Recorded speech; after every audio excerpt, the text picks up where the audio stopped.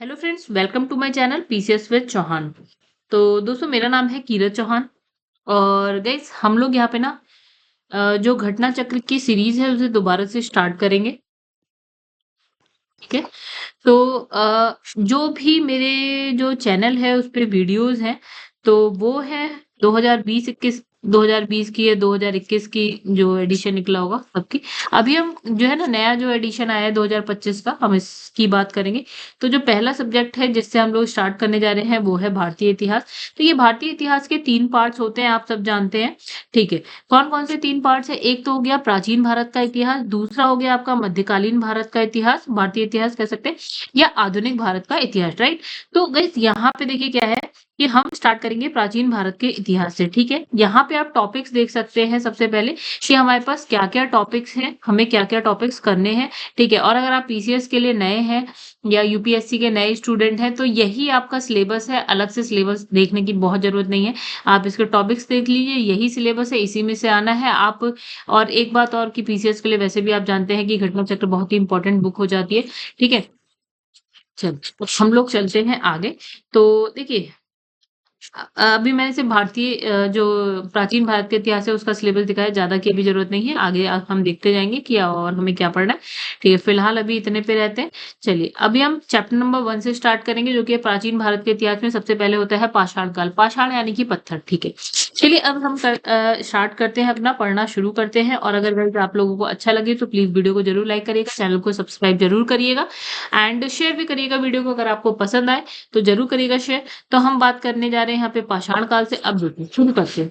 जितनी जल्दी हो सकेगा मैं उतनी जल्दी कवर करने की कोशिश करूंगी, जितना एक्सप्लेन मैं कर सकती हूँ उतना करूंगी, ताकि आप लोग को अच्छे से समझ में आए। इसके अलावा अगर आप कुछ पढ़ना चाहते हैं तो मुझे लगता है दृष्टि की बुक भी काफी अच्छी है। आप घटना चक्र पढ़िए, दृष्टि पढ़िए, तो पीसीएस के लिए हो जाएगा, यूपीएससी दोनों के लिए हो जाएगा। चलिए शुरू करते हैं। इसमें लिखा है, जिस काल का कोई लिखित साक्ष्य नहीं मिलता उसे हम बोलते हैं प्रागैतिहासिक काल। यानी कि देखिए, इतिहास को जानने के कैसे जान सकते हैं? या कोई बुक मिल जाए आपको, या कहीं पत्थरों पे लिखा हुआ कुछ मिल जाए, या कुछ आपको मिल जाए, कुछ जगहें मिल जाए ऐसी। तो देखिए, इसने सबसे पहले ये बोला कि जहाँ कोई लिखित साक्ष्य यानी लिखा हुआ आपको कुछ नहीं मिल रहा है, तो वो आपका वो जो होता है वो आपका कौन-सा काल होता है जिस काल के बारे में कुछ लिखा हुआ नहीं मिल रहा है। तो वो हो गया आपका प्रागैतिहासिक। ठीक है, याद रखिएगा एक बार। दूसरा दूसरा होता है, इसमें लिखा है ऐतिहासिक काल। इसका मतलब क्या होता है कि इसमें क्या होता है, लिपि के साक्ष्य तो है, यानी कि कुछ लिखा हुआ तो मिल गया, लेकिन अभी तक हम उसको ना पढ़ नहीं पाए हैं। ठीक है। चलिए, जिससे कि हमें कोई निष्कर्ष नहीं निकलता। तीसरी बात करते हैं हम। एक होता है जिसमें लिखित साक्ष्य है आपके पास, ठीक है, और आप उसे पढ़ भी पा रहे हैं, तो वो हो जाता है ऐतिहासिक काल। यानी कि यहाँ पे हमने 3 की बात की। एक हो गया आपका प्रागैतिहासिक काल, लिखित कुछ है ही नहीं। एक आपको लिखित तो मिला है ऐतिहासिक में, लेकिन आप उसे पढ़ नहीं पाए हैं। एक हो गया आपका ऐतिहासिक काल, जिसमें लिखित-विखित सब मिल गया है और आपने उससे पढ़ भी लिया। अच्छा, तो ये 3 हो गए। अब इसमें लिखा है प्रागैतिहासिक। प्रागैतिहास के अंतर्गत क्या होता है? पाषाणकालीन सभ्यता आग इतिहास के अंदर होती है सिंधु घाटी सभ्यता, और ताम्र पाषाणकालीन सभ्यता होती है, जैसे कि आपके क्या है, आहार सभ्यता हो गई, जौरवे हो गया। ठीक है। जबकि छठी शताब्दी ईसा पूर्व के आसपास से जो है ऐतिहासिक काल का आरंभ होता है। यानी इसने कहा, ये जो 3 जो काल की हमने बात करी, उसमें कौन-कौन सी सब क्या-क्या पढ़ना है हमें। जैसे सबसे पहले वाला जो था प्रागैतिहासिक में आप क्या देखोगे? आप देखोगे कि हम यहाँ पे पढ़ेंगे पाषाण काल के बारे में, पाषाणकालीन सभ्यता के बारे में। जो दूसरा वाला यहाँ पे है आग्द ऐतिहासिक, इसमें आप क्या पढ़ेंगे? आप इसमें पढ़ेंगे सिंधु घाटी सभ्यता, या आप उसमें पढ़ेंगे ताम्र पाषाणकालीन सभ्यता के बारे में, जैसे कि आपकी ये हो जाती है आहार या जौरवे। तीसरी आपकी आती है ऐतिहासिक, ठीक है? ये 6th सेंचुरी ईसा पूर्व, यानी कि इसने कहा 6th सेंचुरी बीसी ईसा पूर्व, यानी 0 से जब हम पीछे जाते हैं तो वो आप बीसी में लिखते हैं, यानी कि ईसा पूर्व होता है। और 0 से जब 1, 2, 3, 4 ईयर्स में आते हैं तो वो आपका क्या होता है, ईसवी होता है, ईसवी। ठीक है, जैसे अभी हम 21वीं सदी में, ये 0 से आगे में 2000, तो क्या है, 2025 चल रहा है, 2025 में है, तो ये ईसवी में आता है। ठीक है। तो छठी शताब्दी ईसा पूर्व के आसपास क्या आ जाता है आपका ऐतिहासिक काल। चलो आगे बढ़ते हैं। अब देखो, इसमें लिखा है सर्वप्रथम क्या होता है। अब ये सब आपको ना याद रखना पड़ेगा धीरे धीरे। ठीक है, इसके लिए नोट्स बनाइए, तभी समझ में आएगा। ठीक है। अब देखिए, यहाँ पे लिखा है सबसे पहले 1863 में क्या होता है, भारत में पाषाणकालीन सभ्यता का अनुसंधान जो है प्रारंभ होता है। तो सबसे पहले प्रागैतिहासिक कौन सा था, ये प्रागैतिहासिक काल। प्रागैतिहासिक काल में पाषाणकालीन सभ्यता पढ़े, पाषाणकालीन तो कहाँ से कहानी शुरू हो रही है, अब हम खुदाई करना शुरू कर रहे हैं, ठीक है? तो खुदाई शुरू हो जा रही है, तो खुदाई-वुदाई या कुछ मिल गया होगा हमको, तो 1863 भारत में पाषाणकालीन सभ्यता यानी पाषाण यानी कि पत्थर से पत्थर इसमें इम्पोर्टेंट आ रहा है, ठीक है? तो पाषाणकालीन सभ्यता का क्या होता है, अनुसंधान शुरू हो जाता है, ठीक है? इसने कहा यहाँ पे पाषाण निर्मित उपकरणों की अधिकता के कारण जो है ना, इसे क्या है पाषाण युगीन संस्कृति, ठीक है? देखिए अब क्या होता है, पाषाण पाषाण यानी पत्थरों से उपकरण बने। अब उपकरण जो है ना अलग-अलग तरीके के हैं। तो हमने कहा यहाँ पे हमने क्या कह दिया, अलग-अलग तरीके के हैं। तो यहाँ पे लिखा है कि पाषाण निर्मित उपकरणों की अधिकता के कारण संपूर्ण पाषाण युगीन जो संस्कृति थी, उसको हमने 3 चरणों में विभाजित कर दिया। यानी देखो, इसने कहा कि इसने यहाँ बोला पाषाणकालीन सभ्यता 3 टाइप की हो गई। एक पूरा पाषाण काल, एक मध्य पाषाण काल, एक नव पाषाण काल।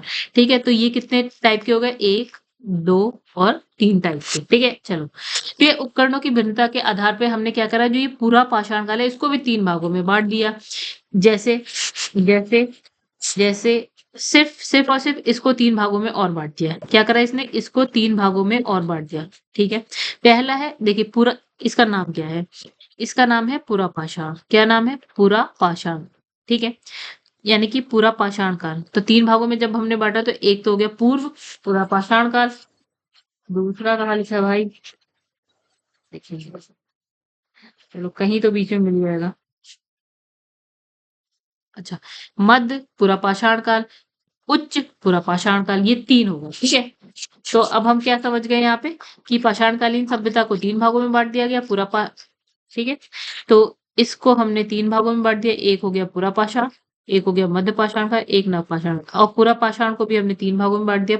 पूर्व पुरापाषाण काल, दूसरा है मध्य पुरापाषाण काल, एक हो गया आपका उच्च पुरापाषाण काल। ओके, चलिए आगे बढ़ते हैं। तो इसने कहा पहला पूर्व पुरापाषाण काल, यहाँ पे जो उपकरण मिल रहे थे, देखिए हमने पाषाणकालीन जो पाषाण के जो उपकरण थे उसके आधार पे 3 भागों में बाँटा है। तो जो पूर्व पुरापाषाण काल के उपकरण हैं वो क्या थे? क्रोड उपकरण, जैसे हस्त कुठार मिले आपको वहाँ पे, खंडक, विदारण ये मिले होंगे। मध्य पुरापाषाण काल में क्या मिले थे आपको? फलक उपकरण मिले। उच्च पुरापाषाण काल में आपको क्या मिला होगा? तक्षणी मिला, खुरचनी मिला, ये सब मिला। अब इसका सबसे पहले जो पंजाब पहुँच जाते हैं, तो सबसे सर्वप्रथम पंजाब की जो सोहन नदी घाटी कहाँ आज वो पाकिस्तान में। तो सोहन नदी घाटी से क्या मिलते हैं आपको? चॉपर, चॉपिंग, पेबल संस्कृति के उपकरण मिलते हैं। एक बात।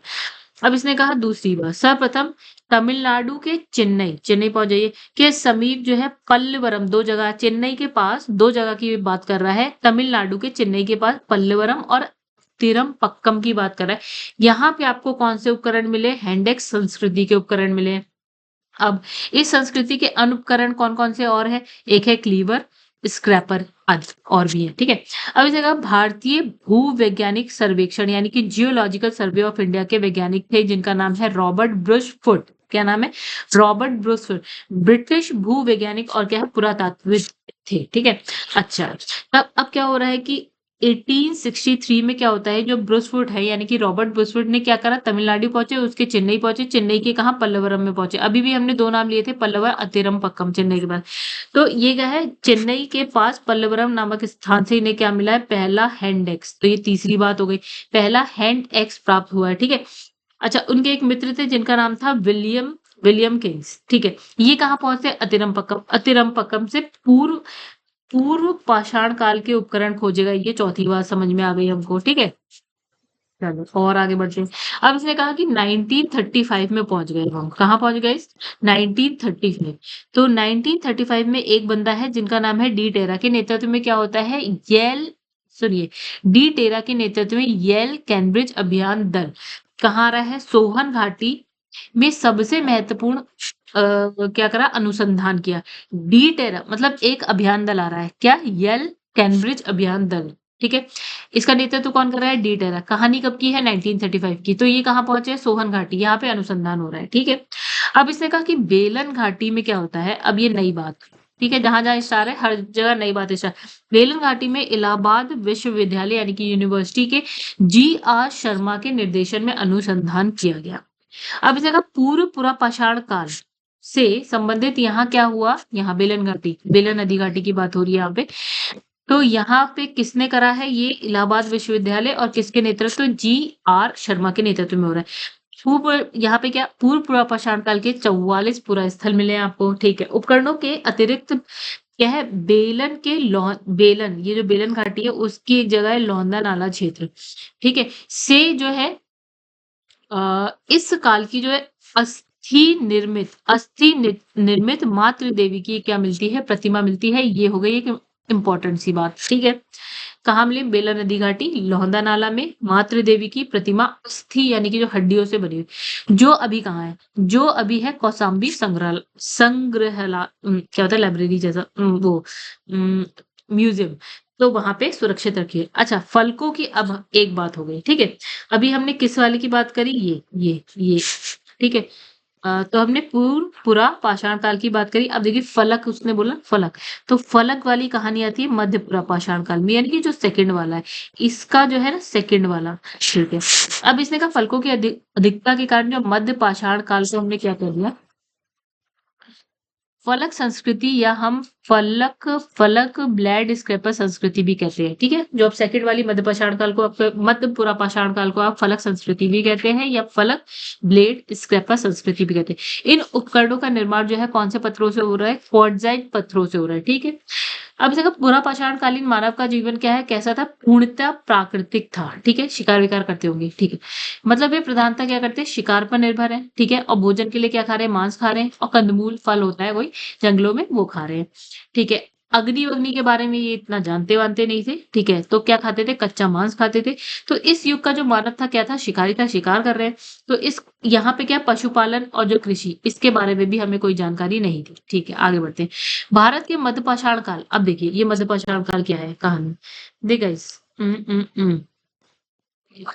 हाँ, तो कहानी ये थी। अभी हमने सबसे पहले क्या क्या करा, पाषाण काल में पूरा पाषाण काल, दूसरा है मध्य पाषाण और तीसरा है नव पाषाण काल। तो कहानी हमने इसकी कर ली, इसमें भी 3 पार्ट थे, हमने चलो कर ली थोड़ी बहुत बातें।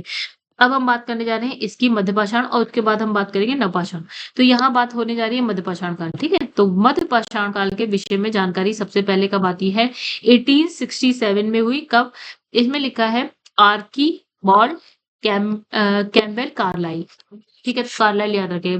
इन्होंने क्या किया, विंध्य क्षेत्र जो एमपी के आसपास वाला क्षेत्र है, ऊपर वाली साइड, तो विंध्य क्षेत्र से शैल चित्र यानी कि रॉक पेंटिंग खोज निकाली। शैल यानी रॉक पे कुछ दीवारों पे कुछ बना होगा, ठीक है। अब इस जगह मध्य पाषाण काल के विशिष्ट औजार क्या होते थे, सूक्ष्म पाषाण या छोटे पत्थरों के, बहुत छोटे छोटे औजार होते थे, छोटे छोटे पत्थरों के बने होते थे, ठीक है। इसमें अब देखिए यहाँ एक इंपॉर्टेंट बात करी, इस जगह भारत में जो मानव अस्थि पंजर है, यानी कि मानव के मरने के बाद जो कंकाल है, वो सबसे पहले कब कब मिलते हैं, इसी यही मिल रहे हैं, मध्य पाषाण काल में मिल रहे हैं, ठीक है। अच्छा, गुजरात पहुंचिए, गुजरात में लंगनाज पहुंचिए, वहां पे क्या है, एक महत्वपूर्ण मध्य पाषाण कालीन क्या है, पुरस्थल है। कौन सी जगह, लंगनाज, ठीक है। पुरस्थल है कौन सा, मध्य पाषाण कालीन, ठीक है।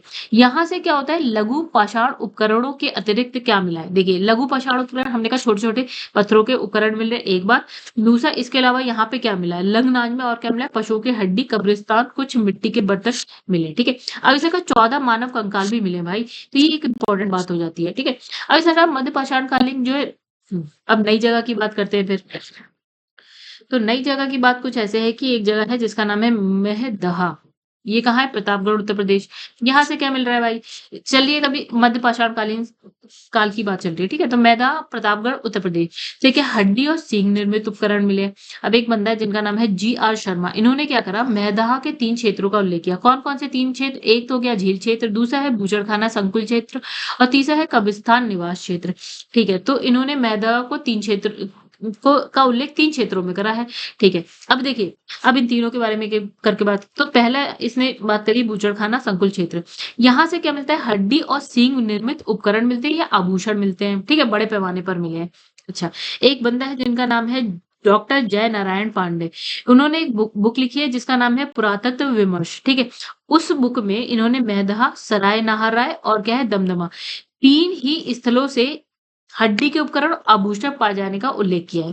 तो इस बंदे ने कहा है या भाई कि इन 3 जगह से जो है हड्डी सींग निर्मित उपकरण मिले, ठीक है। आगे बढ़ते, अब हमने बात करी थी ये वाली, बूचड़खाना संकुल क्षेत्र की बात करी। चलिए आगे बढ़ जाते हैं।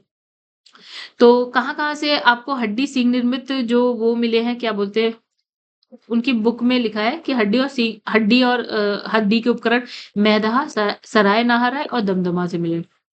ठीक है? यहाँ लिखा है दमदमा में किए गए उत्खनन खनन के फलस्वरूप क्या है, पश्चिमी और मध्यवर्ती क्षेत्र से कुल मिलाकर जो है 41 मानव शवाधान मिले हैं। तो दमदमा वैसे इंपॉर्टेंट हो गया। 41 मानव जो है शवाधान मिले।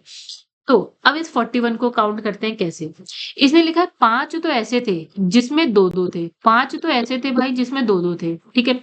और इसने कहा एक ऐसा था जिसमें 3 मानव शवाधान थे, यानी मानवों को एक साथ वो गाढ़ा होगा जो भी, ठीक है? और एक शवाधान में 3 मानव कंकाल मिले हैं और एक ठीक है, ये हो गया। और शेष में 1-1 मिले। देखो 5 में तो बाकी कितने बचे? 5, 6 हटा दो तो इसमें 35 और हो गए, ठीक है? तो देखो शवाधान कितने मिले? 41, ठीक है? जिसमें से 6 तो ये हो गए, 5 और 1 6 ये काउंट नहीं करे कितने थे, ठीक है? तो ये टोटल कितने हो गए? यहाँ पे एक्स्ट्रा कितने हो गए? इसका 1 और मान लो, इसका 1 मान लो, तो 3 2 3 और एक्स्ट्रा कर दो। तो इस यहाँ पे कुछ गड़बड़ होगी। हाँ, अच्छा मैं गलत ही समझा रही हूँ आपको। तो इसने कहा यहाँ पे कितने 41 कब्रें मिल गई, ठीक है? 41 ऐसे करके कब्रें मिल गई, जिसमें से 5 ऐसी कब्र थी जिसमें एक और दो यानी 3-3 थे। नहीं सॉरी, 2-2 थे, ठीक है? 1 यानी कि एक्स्ट्रा यहाँ पे कितने हो गए? 5। और एक ऐसा था जिसमें 3 थे, यानी एक्स्ट्रा यहाँ हो गए 2, 5, 6, 7 यानी कि 7 एक्स्ट्रा हो गए, यानी 41 प्लस 7 यानी कि 48। तो मानव कंकाल कितने हो गए? टोटल 48 हो गए। अब इसने कहा सराय नाहर राय से से एक ऐसी समाधि मिली जिसमें जो है 4 मानव शव एक साथ दफनाए गए थे, यानी एक ऐसी समाधि जिसमें 4 लोग नहीं, मानव शव, ठीक है? फिर यहाँ की जो कब्रें हैं, यानी कि समाधियां हैं, वो आवास क्षेत्र यानी जहां आप रह रहे हो उस जगह के अंदर स्थित है, ठीक है? कब्रें कैसी? छिछली हैं, अंडाकार हैं, ठीक है? विंध्य क्षेत्र के लेखिया एक जगह है विंध्य क्षेत्र में के शिलाश्रय नंबर 1। शिलाश्रय मतलब आप समझ लो कोई शिला है, वो ही उसका उसकी संख्या शिलाश्रय नंबर 1, कोई एक शिला होगी, उसका नंबर 2 है, 3 ऐसे। तो विंध्य क्षेत्र में क्या होती है? लेखिया में शिलाश्रय नंबर 1 संख्या जो शिलाश्रय संख्या 1, ठीक है? एक से जो है मध्यकालीन लघु पाषाण उपकरणों के अतिरिक्त क्या मिलता है आपको? 17 मानव कंकाल प्राप्त हुए। तो गाइस अब मैं एक बात बताऊं, यहाँ पे मानव कंकाल बड़े ही इंपॉर्टेंट है, यानी आपको पता होना चाहिए कि मानव कंकाल कब मिल रहे हैं, तो मध्य पाषाण काल में मिल रहे हैं। ठीक है, एक बात।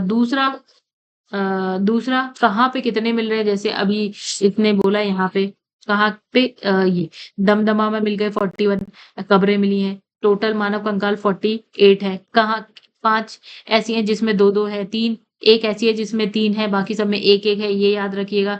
फिर इसने कहा लेखिया में पहुंचे, वहां पे 17 मानव कंकाल मिल गए। तो ऐसे करके आपको पढ़ना है पूरा। तो मानव कंकाल जरा ध्यान से पढ़िएगा, और क्या चीज पहले मिली है, कहाँ सबसे पहले मिली है, ये सब बहुत इंपॉर्टेंट हो जाता है। अच्छा, तो 17 मानव कंकाल की प्राप्ति हुई, जिसमें से क्या है, कुछ सुरक्षित हालत में, कुछ तो गड़बड़ हालत में, ठीक है? अमेरिका के ओरेगन विश्वविद्यालय के जॉन आर लुकास, ये सब नाम भी याद रखिएगा, के अनुसार क्या है, लेखिया में जो है 27 मानव कंकालों की कंकाल मिले, ठीक है? तो यानी कि यहाँ पे ये हो गया कि किसी एक ने बोला भाई यहाँ 17 ही मिले हैं, तो एक बंदा है जिसने बोले 27 मिले, ठीक है? अब इसे कहा पशुपालन का प्रारंभ। तो मैंने कहा ना, जो चीज सबसे पहले हो रही है वो बहुत इंपॉर्टेंट है। तो गाइस हमने देखो सबसे पहले शिकार किया, ठीक है? हम लोगों ने मांस खाया, ठीक है, कच्चा। फिर हम लोगों ने क्या करा, कंदमूल खा लिया था। अब हमने क्या करा भाई, यहाँ पे हमने क्या किया, पशुपालन। सबसे पहले कहाँ हो रहा है, कब हो रहा है? मध्य पाषाण काल में हो रहा है, इंपॉर्टेंट। अब देखो पशुपालन के साक्ष्य जो है भारत में कहाँ मिल रहे हैं सबसे पहले? तो एक तो हो गया आपका आदमगढ़, जो है नर्मदापुरम एमपी में मिलेगा। दूसरा है आपका बागौर भीलवाड़ा राजस्थान, यहाँ से मिल रहा है। अब इसे लिखा है मध्य पाषाण काल के मानव शिकार करके। अब मध्य पाषाण काल के मानव क्या कर रहे हैं, तो ये क्या है, शिकार करके। एक मिनट दोस्तों, चलिए अब यहाँ पे है मध्य पाषाण काल के जो मानव है, शिकार करके, मछली पकड़कर और खाद्य वस्तुओं का संग्रह यानी कि जो खाने की वस्तुएँ होती थी उसका क्या करते थे कलेक्शन रख लेते थे उसे कहीं, ठीक है? उससे क्या करके पेट भरते थे, ठीक है? अब इसमें मध्य प्रदेश में क्या है क्या है रायसेन जिला वहाँ पे भीमबेटका प्रागैतिहासिक शैल चित्रकला का क्या है एक सर्वश्रेष्ठ उदाहरण, राइट? अब तक जो है 700 से अधिक शिलाशय प्राप्त हो गए हैं, जिसमें से 500 में क्या है चित्रकारी है, ठीक है? अच्छा इसमें से क्या होता है यूनेस्को ने 243 को अ जो है क्रमांक प्रदान किया है। यूनेस्को ने भीमबेटका शैल चित्रों को क्या है विश्व विरासत सूची में डाल दिया है। चलो अब आगे बढ़ते हैं। तो गाइस अब कहानी कुछ आगे बढ़ते हैं। हाँ, अब इसमें कहा है सर्वप्रथम खाद्यान्नों का उत्पादन। अब देखो हम लोगों ने शिकार किया, फल खाए, कच्चा मांस खाया, हो गया एक बात। उसके बाद हमने पशुपालन भी कर लिया, अब हम खेती करने आए हैं, ठीक है। चलो अब इसे सबसे पहले खाद्यान्नों का उत्पादन यानी खेती मान लीजिए, ये कब हो रहा है नवपाषाण काल में, पशुपालन कब हुआ था मध्यपाषाण काल में, ठीक है। और बाकी चीजें उससे ऊपर हुई थी, ठीक है, पूरा पाषाण काल में, ठीक है। अब नवपाषाण काल में आगे थर्ड वाला जो है ना नवपाषाण काल था, कौन सा था गाइस एक बार देख लेते हैं हम लोग, क्योंकि चीजें भूल जाते हैं।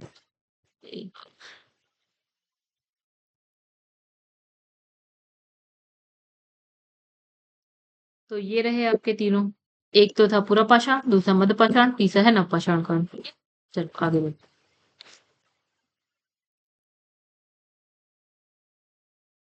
तो सर्वप्रथम तो इसमें जो है सर्वप्रथम खाद्यान्नों का उत्पादन कब हो रहा है नवपाषाण काल में हुआ। इसी काल में क्या होता है गेहूं की कृषि स्टार्ट हो रही है। अच्छा नवीनतम खोजों के आधार पर हम बताते हैं कि भारतीय उपमहाद्वीप में क्या है प्राचीनतम कृषि के जो साक्ष्य है वो कहाँ मिले हैं उत्तर प्रदेश के संत कबीरनगर जिले में, कहाँ पे लहुरा देव में मिले हैं। जो नवीनतम जो वो हुआ है खोज हुई है, तो उसने कहा कि सबसे पहले कृषि के साक्ष्य कहाँ मिल रहे हैं उत्तर प्रदेश के संत कबीर नगर जिले में लहुरा देव में, ठीक है। अच्छा यहाँ से क्या होता है 9,000 से 7,000 बीसी के मध्य क्या मिला है चावल का साक्ष्य मिला है। अच्छा इस नई खोज से पहले अगर हम बात करें तो प्राचीनतम जो कृषि के साक्ष्य कहाँ मिले थे वो मिले थे आपके मेहरगढ़, ये कहाँ पे है बलूचिस्तान का है पाकिस्तान में, कब मिले थे 700 बीसी में। वो क्या मिला था गेहूं के साक्ष्य मिले थे। जबकि प्राचीनतम चावल या धान के साक्ष्य वाला जो स्थान था वो था आपका कोल्डी हवा, ये कहाँ है प्रयागराज जिला बेलन नदी घाटी।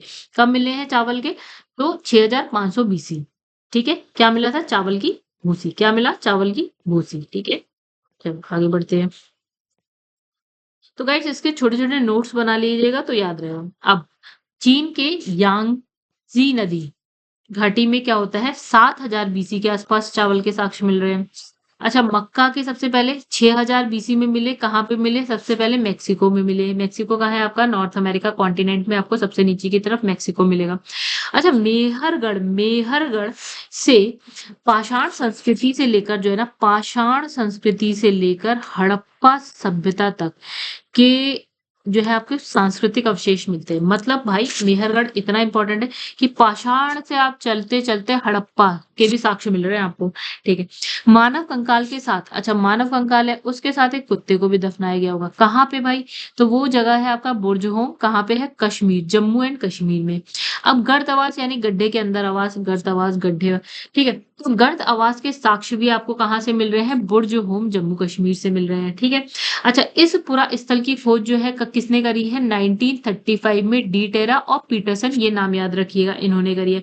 अब एक जगह है जिसका नाम है गुफा कराल, कहाँ पे जम्मू कश्मीर, यहाँ ये क्या है नव पाषाण का पाषाणिक या पाषाणकालीन क्या है स्थल है। अच्छा गुफा कराल का अर्थ क्या होता है कुल्लाल अर्थात कुम्हार की गुफा या गुहा, ठीक है।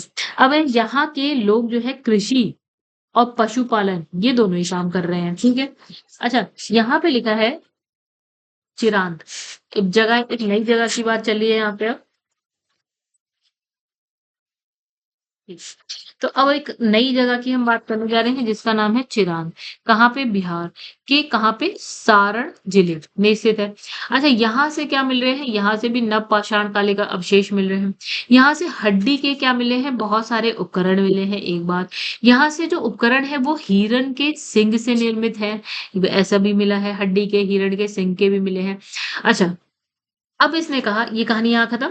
अब आगे बढ़ते हैं। अब इसका नव पाषाण युगीन दक्षिण भारत में, नव पाषाण काल की बात हो रही है। अब ये दक्षिण भारत में कह रहा है कि मृतक यानी कि जो मरे हुए लोग हैं उनको दफनाने, जो दफनाने वाला स्थल है उसके ऊपर के दफनाने के स्थल के रूप में क्या है? बृहद पाषाण स्मारकों की पहचान की है। मतलब बहुत बड़े-बड़े पत्थरों के नीचे ऐसा करके दफनाए गए। नवपाषाण काल से संबंधित राख के टीले कर्नाटका में कहाँ पे? बेल्लारी जनपद में स्थित संगनकल्लू नामक स्थान पे मिले। यानी ये कह रहा है कि हमें राख के टीले कहाँ मिले? कर्नाटका जाएँगे आप, फिर वहाँ बेल्लारी जनपद में जाएँगे, वहाँ पे जाएँगे आप संगनकल्लू, वहाँ मिलेंगे। अब जैसे पिकलीहल एक जगह है, उतनूर, पिकलीहल और उतनूर और नहीं, पिकलीहल एक जगह है, उतनूर एक जगह है, तो यहाँ पे भी आपको क्या मिल रहे हैं? राख के टीले मिल रहे हैं। यानी कि एक संगनकल्लू में आपने पढ़ लिया, एक पिकलीहल में भी पढ़ लिया, एक उतनूर, या तीनों जगह पे राख के टीले मिले। अच्छा, ये राख के टीले जो है नवपाषाण युगीन पशुपालक, देखिए नवपाषाण काल में जो पशुपालक होते थे समुदाय में, ठीक है? पशुपालक समुदाय होता था, वो कहीं रहता होगा, शिविरों में रहते थे। बाद में जब मौसम चेंज होता होगा, वो चले जाते होंगे, फिर उसके बाद वो शिविर को जला दिया जाता है, तो जलाने के बाद क्या बन जाते थे? वो टीले जैसे बन जाते हैं राख के, ठीक है? अच्छा, आग का अब देखो नवपाषाण काल में क्या नया खोजा गया? आग, राइट? आग। तो कहानी आगे बढ़ रही है हमारी और हम पहुंच गए हैं। अब देखिए, पाषाण काल पढ़ रहे थे हम, यानी पत्थरों की कहानी चल रही थी अब तक। पत्थर से हम धातु पे आ रहे हैं। तो इसे धातुओं में सबसे पहले हमने क्या खोज लिया भाई? तांबा। ठीक है। तो इस चरण में पत्थर और जो है ना तांबे के उपकरणों का एक साथ प्रयोग हो रहा है। पत्थर का तो हम कर ही रहे थे। अब पत्थर और तांबे दोनों का कर रहे हैं। इसलिए जो संस्कृति है उसको आप तांबा यानी ताम्र और पत्थर यानी पाषाण, ठीक है? तो ताम्र पाषाणिक संस्कृति बोल रहे हैं इसको, या इंग्लिश में क्या बोलते हैं? कैल्कोलिथिक कल्चर, ठीक है? अब इसने कहा जो ताम्र पाषाणिक, इसका अर्थ क्या है? इसने कहा कि जो पत्थर है और तांबे के एक साथ उपयोग की अवस्था को हम ताम्र पाषाणिक बोल रहे हैं। भारत में जो इसके बस्तियां हैं कहाँ है? दक्षिण पूर्वी राजस्थान में मिल जाएंगी। ये हो गया दक्षिण, ये हो गया पूर्वी, यानी कि यहाँ कहीं बीच में। दक्षिण पूर्वी राजस्थान में मिल जाएंगी, पश्चिमी मध्य प्रदेश में मिल जाएंगी, पश्चिमी महाराष्ट्र में मिल जाएंगी, दक्षिण पूर्वी भारत में मिल जाएंगी इसकी बस्तियां। किसकी बस्तियां? ताम्र पाषाणिक संस्कृति की बस्तियां मिलेंगी आपको। चलो ढूंढते हैं, कहानी को आगे बढ़ाते हैं, देखते हैं क्या मिल रहा है भाई। तो इसने जो जो जगह के नाम लिए हैं उसके अंदर, जैसे इसने कहा एमपी, एमपी में बहुत सारे शहर हैं, हम उसकी बात करेंगे। जैसे इसने कहा महाराष्ट्र, महाराष्ट्र में बहुत सारे शहर हैं, बात करेंगे। चलो, जैसे अब इसने सबसे पहले कहा था दक्षिण पूर्वी राजस्थान, तो भाई एक पूरा राज्य दक्षिण पूर्वी राजस्थान में भी कुछ जगहों की नाम। तो इसमें क्या, अनेक पुरा स्थलों की खुदाई हुई, ठीक है? अब इसमें कुछ जगह है जिनका नाम याद रखिएगा, आप लिखिएगा दक्षिण पूर्वी राजस्थान और उन जगह जैसे अहाड़, बालाथल, बागौर, ओजियाना, गिलुन। ये जब आप 4 बार पढ़ेंगे ना ऐसे ही तो याद हो जाएगा, नहीं याद होगा तो दिमाग में फिर भी आ जाएगा, ठीक है? तो ये पूरा स्थल जो है बनास घाटी में स्थित है। बनास घाटी जैसे हम कहते हैं सिंधु घाटी, सिंधु घाटी कौन सी नदी के किनारे? सिंधु नदी के किनारे, ऐसा। तो ये सब कहाँ पे है? अहाड़, बालाथल, बागौर और ओजियाना, गिलुन, ये सब बनास घाटी में स्थित है, ठीक है? तो बनास घाटी में स्थित होने के कारण हम इसे क्या बोल रहे हैं? बनास संस्कृति कह रहे हैं, ठीक है? कहानी खत्म। अब देखिए यहाँ तक की कहानी खत्म, आगे बढ़े। अब ये है अहाड़, तो ये है अहाड़। तो इसे कहा अहाड़ का प्राचीन, चल, अब हम एक एक जगह की बारे में भी बात ही कर लेते हैं भाई, तभी तो मजा आएगा। तो अहाड़, अहाड़ का प्राचीन नाम ताम्रवती, मतलब तांबा वाली जगह। हम ताम्र पाषाणिक संस्कृति की बात कर रहे हैं, इसलिए तांबे की कहानी चल रही है। अच्छा, फिर यहाँ लिखा है गिलुंद, गिलुंद, बालाथल, बालाथल, ओजियाना, ओजियाना में घरों को जो है चार दीवारी से घेरा गया, मतलब बाउंड्री बना दी गई है। फिर इसमें लिखा आहाड़ के पास, ठीक है? आहाड़ ये जो पहला वाला बन रहा है, मतलब जगह है आहाड़ के पास गिलुंद में मिट्टी की इमारतें बनी हैं, मतलब जो इमारतें बनी मिट्टी की, किंतु कहीं कहीं क्या पक्की ईंट की भी बनी है, ठीक है। मतलब घर कहीं ईंट के बने हुए, कहीं मिट्टी के। अच्छा, गिलुंद। गिलुंद में क्या होता है, तांबे के टुकड़े मिले हैं, ठीक है। इसने कहा जो आहार संस्कृति है, मतलब ये जो पूरी संस्कृति है ना, ये जो जगह है यहाँ पे जो संस्कृति चल रही है, उसको इसने बोल दिया आहार संस्कृति। तो इसने कहा आहार संस्कृति यानी कि 2100 से 1500 बीसी की कहानी है। तो आहार संस्कृति अन्य जो ताम्र पसाड़िक संस्कृति है ना, उससे भिन्न है। क्यों? क्योंकि यहाँ क्या है, दूसरे केंद्रों में लाल काले लेप के क्या मिले हैं, मृद भांड। भाई मृद भांड बहुत इंपॉर्टेंट है, मिट्टी के बर्तन है काले, उस पर किस कलर का लेप चढ़ा है, काले कलर का, लाल कलर का, ठीक है। वही यहाँ पर इस लेप के ऊपर क्या है, सफेद रंग से चित्रकारी, यानी कि रेड कलर का कर दिया, उस पर सफेद कलर से कुछ चित्रकारी कर दी की गई है, ठीक है। और जो कृष्ण कृष्ण लोहित मृदभांड परंपरा विशिष्ट रही है यहाँ पे, ठीक है। काले कलर का हो रहा है, काला कृष्ण, राइट। ओके, आगे बढ़ते हैं, चलो। अब हमने पढ़ लिया राजस्थान की कहानी खत्म। हम आ जाते हैं मध्य प्रदेश। तो पश्चिमी मध्य प्रदेश, दक्षिण पूर्वी राजस्थान की कहानी खत्म। पश्चिमी मध्य प्रदेश की स्थित यहाँ पे क्या है, यहाँ पे जगहों के नाम देखिए, मालवा, कायथा, एरण, नवदा, टोली। सिंह की बात कर लेते हैं। तो इस जगह जो नवदा टोली है ना, ये जो है मध्य प्रदेश का एक महत्वपूर्ण ताम्र पाषाणिक पुरास्थल है, जो अ, खरगोन जिले में स्थित है, ठीक है। उत्खनन कौन कर रहा है, HD संकालिया ने किया इसका उत्खनन, ठीक है। यहाँ से मिट्टी, बांस फूस के बने हुए क्या है, चौकोर और वृत्ताकार घर मिले हैं। कैसे, चौकोर और वृत्ताकार घर, मिट्टी घास फूस के, ठीक है। यहाँ के मूल मृदभांड, अभी मृदभांड की बात हमने पहले भी करी थी यहाँ, तो यहाँ लाल काले रंग के हैं, ठीक है। जिस पर जो आरेख या आकृतियां बनी है, वो कैसे, ज्यामितीय आरेख बने हैं, ज्यामितीय आरेख बने हैं, ठीक है। तो पश्चिमी मध्य प्रदेश खत्म। अ, नहीं, अभी खत्म नहीं हुआ, अभी थोड़ा बचा है। हाँ, अब जैसे इसमें लिखा है कायथा, ठीक है। इसने लिखा है कायथा संस्कृति, जो हड़प्पा संस्कृति के कनिष्ठ समकालीन है।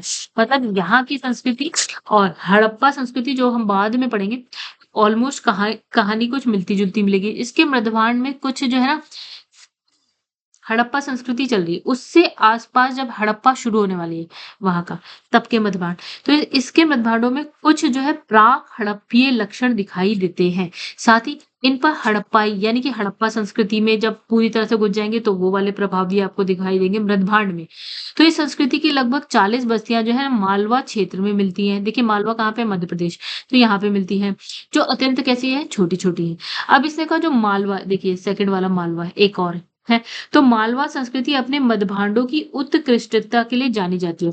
तो कहानी कुछ ऐसी है भाई। कायथा की जब हमने बात करी, तो कायथा में भी हमने मृदभांड की बात करी है, कायथा संस्कृति में मध्यभांड की बात करी है, और उसमें हड़प्पा प्राक हड़प्पा दोनों दिख रहा है हमें, ठीक है। और 40 बस्तियां ऐसी हैं छोटी छोटी मिली हमें। मालवा में हम किसकी बात करें, हमने कहा भाई जो यहाँ के मृदभांड है वो अपनी उत्कृष्टता के लिए जाने जा रहे हैं, ठीक है। अब इसने कहा जो कायथा और एरण है तथा इसे मध्य प्रदेश के कायदारण, और जो पश्चिमी महाराष्ट्र है उसमें इनाम गांव की जो बस्तियां हैं वो कैसी हैं, किलाबंद है, ठीक है। कैसी है, किलाबंद, ठीक है। तो ये कायथा एरन का है, देखिए कायथा एरन मध्य प्रदेश की हो गई, और जो ये वाली है इनाम गांव वो MP मध्य महाराष्ट्र की है, महाराष्ट्र की। तो यहाँ पे जो बस्तियां कैसी हैं, किलाबंद। अच्छा, तो हमने जो है ना MP की भी कहानी को, मध्य प्रदेश की कहानी को खत्म कर दिया। राजस्थान पढ़ लिया, मध्य प्रदेश पढ़ लिया, हम पहुंच जाते हैं अब महाराष्ट्र। तो हम पहुंच गए हैं पश्चिमी महाराष्ट्र, ठीक है। तो महाराष्ट्र की भी कहानी देख लेते भाई। पश्चिमी महाराष्ट्र में कौन कौन से स्थल, तो अहम, हाँ, अभी थोड़ा सा गाइस आप नोट्स बना के करिए। आप सोचो मैं इस किताब को ऐसे ही पढ़ लूँ तो मुझे याद हो जाए सब कुछ, नहीं ऐसा नहीं होगा। तो इसे पश्चिमी महाराष्ट्र में बात करते हैं, अहमदनगर जिला एक बात करेंगे, पुणे जिला की बात कर लेंगे हम लोग, और एक नासिक की बात कर लेंगे। तो अहमदनगर जिला में कौन कौन सी जगह है, जोरवे, नेवासा और दैमाबाद। पुणे में चंदौली है, सोनगांव है, इनाम गांव है, ठीक है। इनाम गांव, प्रकाश, ठीक है। प्रकाश यहाँ पे लिखा है नंदुरबार जिला, ठीक है। और एक हो गया आपका नासिक, नासिक में नासिक जिला। ये बात करेंगे हम पश्चिमी महाराष्ट्र में। तो ये सभी जो पुरास्थल है वो जॉर्वे संस्कृति के हैं। मतलब यहाँ पे जो भी संस्कृति चल रही है उसका नाम है जॉर्वे, उसका नाम है जॉर्वे संस्कृति, ठीक है। अच्छा, कहानी है 1400 से लेकर 700 BC तक की। याद होता है तो भी ठीक है, नहीं याद होता है तो भी ठीक है। अब तक ज्ञात लगभग जो है 200 जॉर्वे स्थल में जो है प्रवरा नदी के जॉर्वे स्थल में प्रवरा नदी के तट पर स्थित दैमाबाद सबसे बड़ा है। मतलब इसने कहा जॉर्वे संस्कृति में सबसे बड़ा कौन सा है भाई? तो सबसे बड़ा है दैमाबाद। दैमाबाद कौन सा? अहमदनगर जिले में है। ठीक है, चलो अब इसे नेवासा, यानी कि अब ये नेवासा, देखिए गाइस फिर से बात करते हैं। अहमदनगर जिले में कौन कौन से आ रहे हैं? जॉर्वे, नेवासा, दैमाबाद। ठीक है, तो इसे कहा भाई सबसे बड़ा कौन सा है आपका? दैमाबाद बस्ती। ठीक है, सबसे बड़ी दैमाबाद, राइट। अब नेवासा की बात कर रहा है ये, नेवासा की बात कर रहा है तो नेवासा जॉर्वे संस्कृति में यहाँ पे क्या है ना, पटसन का साक्ष्य मिला है। पटसन इंपॉर्टेंट हो गया। इसमें लिखा है टोटीदार पात्र, परंपरा जॉर्वे संस्कृति के क्या है? विशिष्ट पहचान है। टोटीदार, जिसमें टोटियां लगी होंगी ऐसे पात्र, तो ये जॉर्वे संस्कृति की पहचान है। ठीक है, कौन सी संस्कृति की? जॉर्वे संस्कृति की पहचान। अच्छा, अब इसने कहा महाराष्ट्र की ताम्र पाषाण कालीन संस्कृति जॉर्वे संस्कृति के नेवासा दैमाबाद, कौन कौन सी जगह की बात कर रहा है ये? तो इसने बात करी नेवासा दैमाबाद। ठीक है, नेवासा दैमाबाद। फिर चंदौली इनाम गांव, जो कि पुणे में, पुणे जिला में कौन सा? चंदौली की बात कर रहा है और इनाम गांव की बात कर रहा है। आदि जो पुरस्थल है उसमें जो है मृतकों को कैसे दफनाया जा रहा है? मृतकों को उत्तर से दक्षिण, उत्तर में सर होगा, दक्षिण में पैर होगा, ऐसा उत्तर से दक्षिण दिशा में घर के फर्श के नीचे दफनाया जा रहा है। ठीक है, आरंभिक ताम्र पाषाण अवस्था में जो इनामगांव स्थल पर, इनामगांव पुणे में, इनामगांव स्थल पर चूल्हों सहित बड़े बड़े कच्ची मिट्टी के मकान, गोलाकार गड्ढे वाले मकान मिले। ठीक है, मतलब मकान ऐसे जिसमें चूल्हे हैं, कच्ची मिट्टी के मकान है जिसमें चूल्हे हैं। ठीक है, गोलाकार गड्ढे वाले मकान मिले। अब देखा पश्चात अवस्था में पांच पांच कमरों वाला मकान मिला है, जिसमें 4 कमरे कैसे थे? आयताकार, और एक कमरा कैसा है? वृत्ताकार, ऐसा कुछ। ठीक है, चलो कहानी को आगे बढ़ाते हैं। तो आगे कहानी क्या है? यहाँ जो है शिल्पी पंसारी लोग पश्चिमी छोर पर रहते थे। नगर है, पश्चिमी साइड पे कौन रह रहा है? शिल्पी पंसारी। जबकि सरदार कहाँ रह रहा है? केंद्र में रह रहा है। और जो मुख्य सामाजिक विभेद का सूचक है, ठीक है, ये केंद्र में है। यहाँ से जो है क्या मिला है? एक अन्नागार भी मिला है। ठीक है, ठीक, आगे बढ़ते हैं हम लोग। अब इसे लिखा है पूर्वी भारत में गंगा तटवर्ती चिरांद के अलावा प- पश्चिमी बंगाल के पूर्व वर्धमान जिले के पांडु राजा डिब्बी या पूर्व मेदिनीपुर जिले में महेश दल उल्लेखनीय ताम्र पाषाणकालीन स्थल हैं। इतने इंपॉर्टेंट से नहीं लगे मुझे। ठीक है, बाकी आप एक दो बार पढ़ेंगे तो आपको ये 2-3 स्थल भी पता चलेगा। कुछ अन्य पुरा स्थल जहां खुदाई हुई है वो कौन से हैं? जैसे बिहार में सैनुवार, सोनपुर और क्या है? ताराडी। ठीक है, पूर्वी उत्तर प्रदेश में खैराडी और नरहन।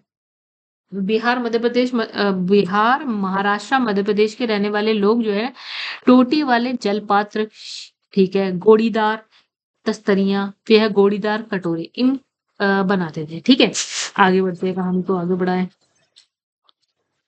अब लिखा है दक्षिण दक्षिण पूर्वी राजस्थान, पश्चिमी मध्य प्रदेश, पश्चिमी महाराष्ट्र और अन्य रहने वाले ताम्र पाषाण युग के लोग मवेशी पालन, यानी जो क्या गाय बकरी भैंस ऐसे, और कृषि करते थे। वे गाय भेड़ बकरी भैंस ये रखते थे, हिरण का शिकार करते थे। अन्न जो मुख्य अनाज है वो उसमें हो गया गेहूं, हो गया चावल, हो गया। इसके अतिरिक्त क्या है? बाजरा भी है। अच्छा, इसमें लिखा है कि जो ताम्र पाषाण युग के लोग जो है शिल्प कर्म में निसंदेह बड़े दक्ष थे, यानी शिल्प कर्म का काम ये बहुत अच्छे से करते थे, पत्थर का काम भी बहुत अच्छे से करते थे। वे वे कॉर्नेलियन स्टेराइड क्वार्ट्ज क्रिस्टल, ठीक है, जैसे जो अच्छे पत्थर हैं उनके क्या मनके, या फिर हम मनके कहते हैं, या गुटिकाएं, ये भी बनाते थे वो लोग। कताई बुनाई ये भी जानते थे, क्योंकि जो है मालवा मालवा जो क्षेत्र है उसमें उसमें क्या है? चरखे और क्या है? तकलियां भी मिली हैं। ठीक है, अच्छा, महाराष्ट्र में कपास हो गया, सन हो गया, सेमल हो गया, तो इसकी रुई के बने हुए धागे मिले हैं हमें। इनाम गांव, अब देखिए गाइस, अब इसने क्या करा है ना, जो बचा कुचा है सब एक साथ लिख दिया है। ठीक है, अब आपको पता है कौन सी जगह कहाँ है, नहीं पता तो ऊपर वापस से जाइए तो देखिए कौन सी जगह की ये बात कर रहा है। ठीक है, अब हम कहाँ थे? इनाम गांव में क्या है? कुंभकार, धातुकार, हाथी दांत के शिल्पी चूना बनाने वाले, पकी हुई मिट्टी की मूर्ति बनाने वाले कारीगर भी दिखाई देते हैं। फिर वही इनाम गाँव की बात कर रहे हैं, में मात्र देवी की प्रतिमा मिली, इम्पोर्टेंट बात। जो पश्चिमी एशिया में पाई जाने वाली ऐसी प्रतिमा की क्या है, प्रतिरूप है। अच्छा, यहाँ लिखा है मालवा और राजस्थान में क्या है, मिली रूढ़ शैली से बनी मिट्टी की क्या, वृषभ मूर्तिकाएं। ये सूचित करती है कि जो वृषभ यानी कि जो सांड है वो धार्मिक पंथ का प्रतीक है। पूजा वूजा होती होगी शायद। ठीक है, आगे बढ़ते हैं। तो अच्छा, पश्चिमी महाराष्ट्र के चंदौली और नेवासा बस्तियों में कुछ बच्चों के गले में तांबे के मनकों के हार मिले हैं। ठीक है, मतलब ऐसे हार पहने हुए उनको क्या करा गया है, दफनाया गया है, जबकि अन्य बच्चों की कब्रों में सामान के तौर पर कुछ बर्तन मिले हैं। मतलब कुछ ऐसी कब्र जिसमें बच्चों के गले में तांबे के मनके के हार मिले हैं। ठीक है, कुछ बच्चे ऐसे हैं जिनके साथ कुछ बर्तन मिले हैं। महाराष्ट्र के मृतक को कैसे उत्तर से दक्षिण दिशा में जो है दफनाया जा रहा है, और दक्षिण भारत में कैसे पूर्व से पश्चिम दिशा में। अच्छा, पश्चिम भारत में लगभग इसने का पूर्ण शवाधान हो रहा है। ठीक है, और जो पश्चिम भारत में पूर्ण शवाधान हो रहा है, लेकिन जो पूर्वी भारत है वहां पे आंशिक शवाधान हो रहा है। सबसे बड़ी निधि यानी कि बहुत धनवन जो मिले होंगे, अशरफ या जो भी में उस टाइम, आज के टाइम में सोना चांदी कह लो, तो निधि निधि बोलते हैं ना, बहुत सारा पैसा, बड़ी निधि या कुछ भी आभूषण। सबसे बड़ी निधि जो है मध्य प्रदेश के कहाँ पे, ये भी इम्पोर्टेंट, गुंगेरिया से प्राप्त हुई है। इसमें क्या मिला है, 424 तांबे के औजार, हथियार, और क्या 102 चांदी के पतले प्लेट मिले हैं। ठीक है, आगे बढ़ते हैं। इसे का काय था कि एक घर में जो है तांबे के क्या 28 कंगन मिले हैं, 2 अद्वितीय ढंग की जो है कुल्हाड़ियां मिली हैं। इसी स्थान से क्या है, स्टेटाइट या फिर आपका कार्लेनियन जैसे कीमती पत्थरों की गोलियों के क्या मिले हैं, पात्र, गोलियों के हार के पात्र, गोलियों के हार पात्रों में जमा मिले हैं। ये गणेश्वर स्थल राजस्थान में खेतड़ी ताम्रपट्टी के सीकर झुंझुनू क्षेत्र में तांबे की समृद्ध खानों के निकट पड़ता है। ठीक है, क्या गणेश्वर स्थल। अब जो है दक्षिण भारत में क्या मिले, ब्रह्मगिरी, पिकली हिल, संगनकल्लू, मास्की, हुल्लूर आदि ताम्र पाषाण युगीन बस्तियों के साक्ष्य मिले हैं दक्षिण भारत में। तो दक्षिण भारत में कृषक की अपेक्षा चरवाहा संस्कृति की अधिक प्रमाण मिलते हैं। मतलब आपने कहा कि जो दक्षिण भारत है वहां पे आपको किसान कम, किसानी यानी कि खेती कम मिलेगी, चरवाहा ज्यादा मिलेंगे। भारत में सबसे पहले 1861 में क्या होता है, अलेक्जेंडर कनिंघम को पुरातत्व सर्वेक्षण के रूप में सर्वेक्षक, इन्हें क्या बनाया गया, पुरातत्व सर्वेक्षक के रूप में क्या करा गया, नियुक्त करा गया। उसके 10 साल बाद ना, यानी कि 1871 में पुरातत्व सर्वेक्षण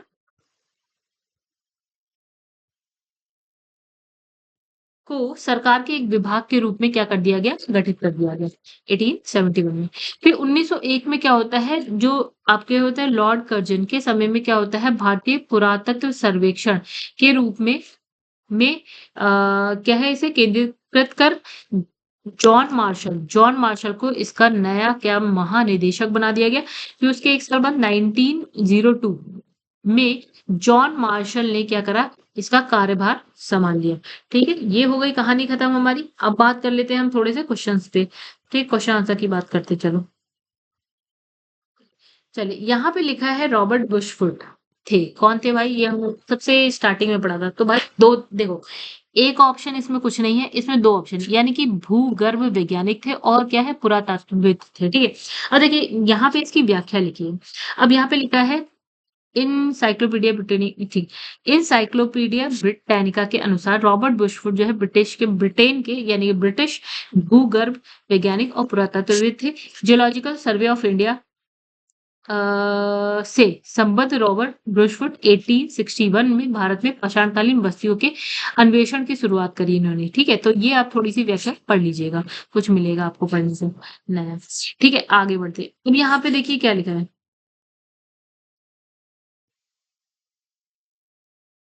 एक मिनट दोस्तों।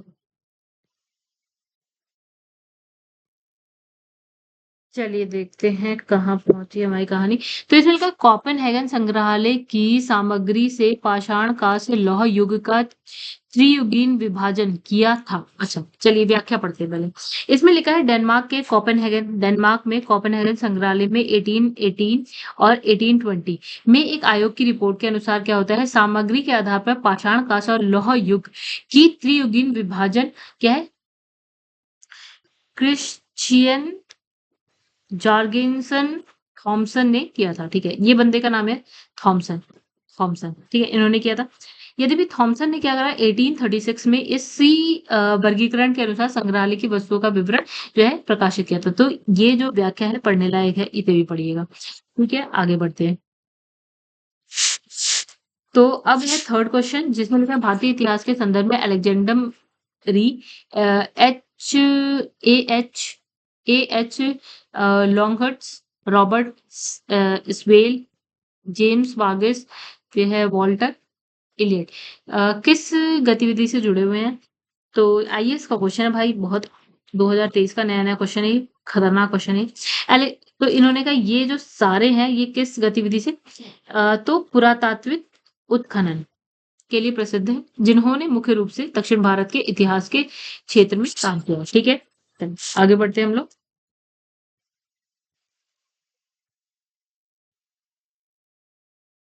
चलिए क्वेश्चन नंबर 4 की बात करते हैं। इसमें लिखा है उत्खनित प्रमाणों के अनुसार पशुपालन कब स्टार्ट होता है, तो हमने कहा मध्य पाषाण काल में शुरू हुआ है। ठीक है, तो पाषाण काल के अंतिम चरण में जो है पशुपालन के साक्ष्य मिलते हैं आपको। ऐसे पशुपालन के साथ भारत के कहाँ तो गाइस ये देखिए ये सेम है, यानी कि जो हमने व्याख्या पढ़ी है वहीं पे ये बिल्कुल ऐसे ऐसे ही लिखा है। कहाँ का मिले, आदमगढ़ एमपी में और बागौर भीलवाड़ा राजस्थान में। अब फिफ्थ क्वेश्चन, मध्य पाषाणिक प्रसंग में पशुपालन के प्रमाण जहां मिले हैं वो कौन से, एक तो है इसमें आदमगढ़ लिखा है, बागौर लिखा है, तो आदमगढ़ लिखा है। तो इसमें निम्नलिखित में से किस स्थल से हड्डी के उपकरण प्राप्त हुए हैं, तो देखिए मेहदहा से भी मिले हैं और सराय नाहर राय से भी मिले हैं, ये हमने पढ़ा था। ठीक है, अब देखिए यहाँ क्या लिखा है, इसमें लिखा है मध्य पाषाणकालीन मेहदहा। मेहदहा कहाँ पे है, प्रतापगढ़ उत्तर प्रदेश की बड़ी मात्रा में क्या हड्डी और सींग निर्मित उपकरण मिले हैं। तो जी आर शर्मा मेहदहा में 3 स्थलों का उल्लेख करते हैं। एक तो हो गया आपका झील क्षेत्र, बूचड़खाना संकुल क्षेत्र हो गया, कब्रिस्तान निवास क्षेत्र हो गया। ठीक है, बूचड़खाना संकुल क्षेत्र से क्या हड्डी और सींग निर्मित क्या है उपकरण और आभूषण बड़े पैमाने पर मिले हैं। सराय नाहर से भी जो है अल्प मात्रा में हड्डी के उपकरण मिले, ये है सेम जो आप व्याख्या पढ़ चुके हैं। यहाँ पढ़ने से अच्छा वहां पे आप अच्छे से पढ़ लीजिए। ठीक है, ताकि आप डायरेक्ट आंसर दे दे, इतना टाइम वेस्ट ना करें यहाँ पे। अच्छा, हड्डी से निर्मित आभूषण भारत में मध्य पाषाण काल के संदर्भ में प्राप्त हुए हैं, तो एक हो गया सराय नाहर और मेहदहा। ये क्वेश्चन हो गया रिपीट, यहाँ पे क्वेश्चन नंबर 7 पे आप अपनी बुक में लिख दिएगा रिपीट, के दोबारा ना पढ़ना पड़े। ठीक है, निम्नलिखित मध्य पाषाणिक स्थलों को भौगोलिक दृष्टि से पश्चिम से पूर्व के क्रम में लिखो। मतलब आप पश्चिम से चलिए, कौन सा कहाँ पे कब आता है, ऐसे ऐसे करके पूर्व तक पहुंचिए।